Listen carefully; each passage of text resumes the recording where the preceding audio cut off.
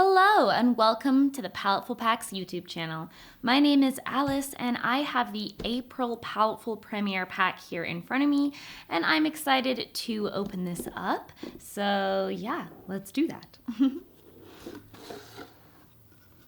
Ooh, pens! Okay, so the first thing that I saw, as I said, is, ooh, pens! Oh my goodness, this is a set of 20 Stabilo pens. I don't know if that's actually how you pronounce it. That's always how I've pronounced it, but I'm not 100% sure. And these are fiber tip pens. Oh my goodness, I'm so excited. These are literally my favorite type of like pen tips, and I love the Stabilo brand. And I've only tried their really tiny tips before, but this is literally like, I love writing with these tips, and I also like using this style of pen to do line art on top of my watercolors, like colored line art, and then I can like smudge it out a little bit because they're usually water-based. So, I love this pen. I have this pen. I use this pen all the time. I literally, like, I've gone through like so many of these. These are so good. These are seriously some of the best gold pens. So these are gold.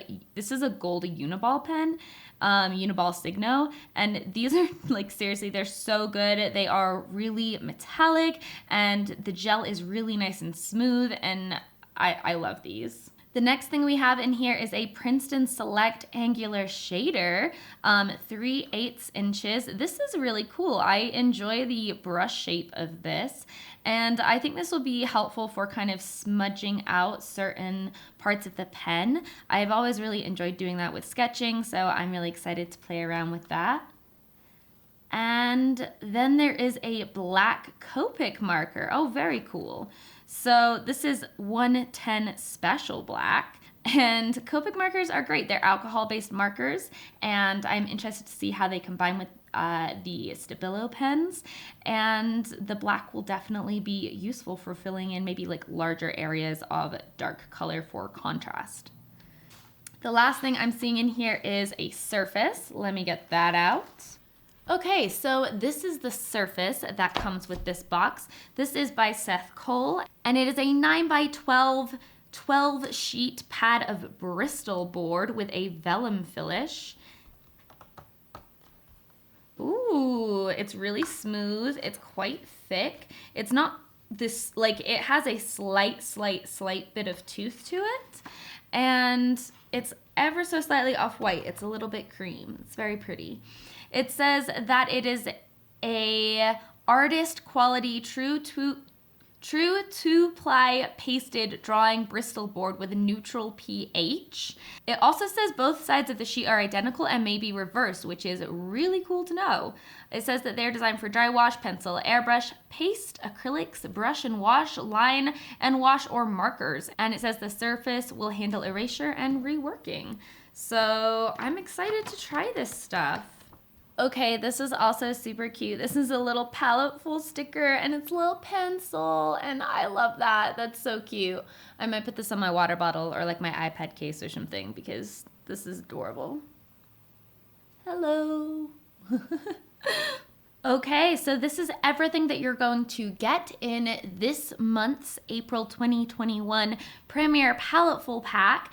I'm really stoked to try the Stabilo pens, and I'm also really excited just because I love this pen so much, and I love metallic, and if you know anything about me, you know I love shiny things, so I'm a magpie, and yeah, I'm gonna sketch up something, and we're gonna make some art, so let's do that.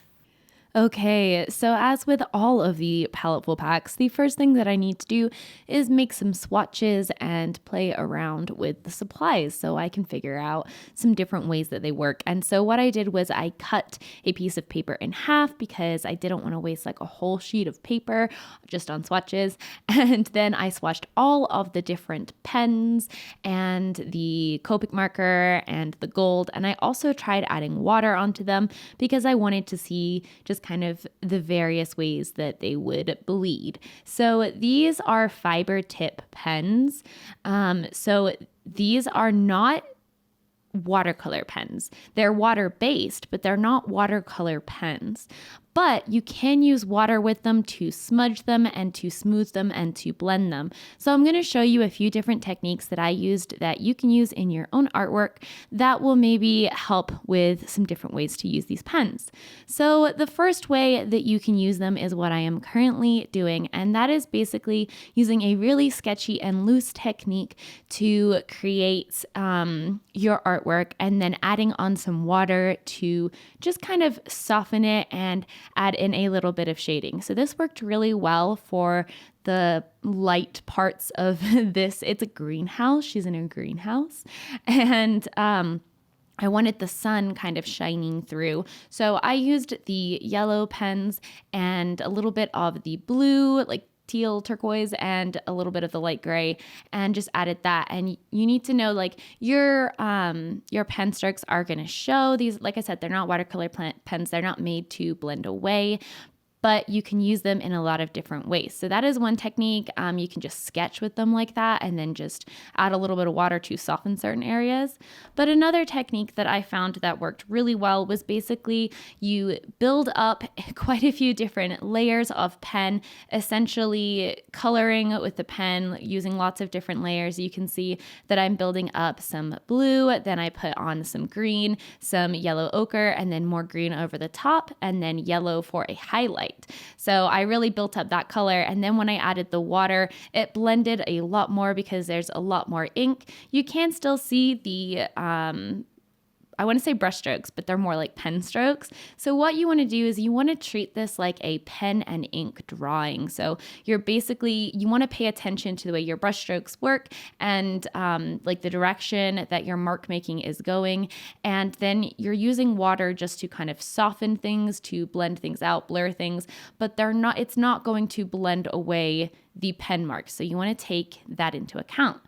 So that's a couple techniques for some ways to use these. Obviously, you can also just use these as regular pens to do regular pen and line work. You don't have to add water or anything like that. They're also really good for bullet journaling and just journaling in general. I'm really enjoying these. I love Stabilo, and I really like this type of nib, this like bullet nib. It's my favorite type to write with, so I'm very pleased about this. And I was very surprised at how much I enjoyed them for making art.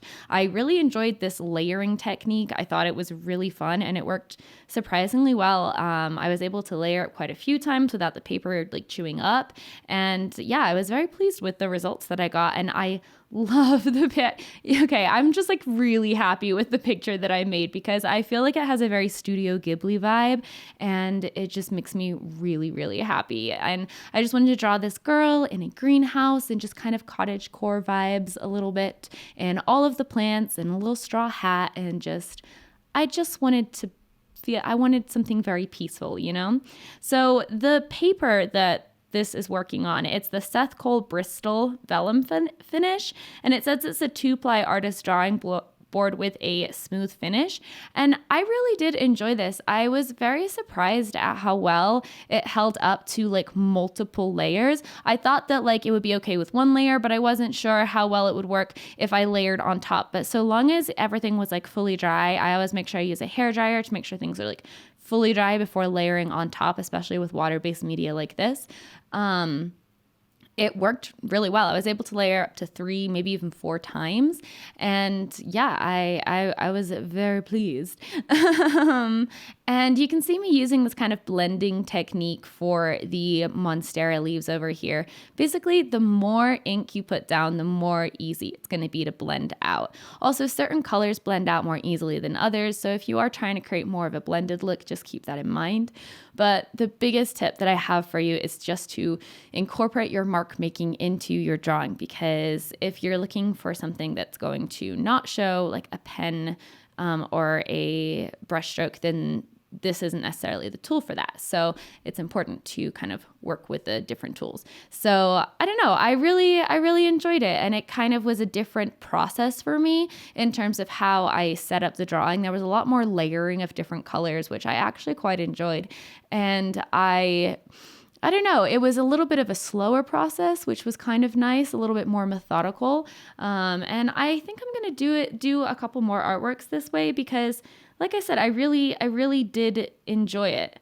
I also liked this brush a lot. This brush was really useful because I didn't have any issues using it for the entire drawing, painting, I'm not sure what you would call it, because it's a really versatile shape. You can turn it around and you can use like the little pointed end to get really little details, and then you can obviously use the flat end to do washes. So it was very, very useful.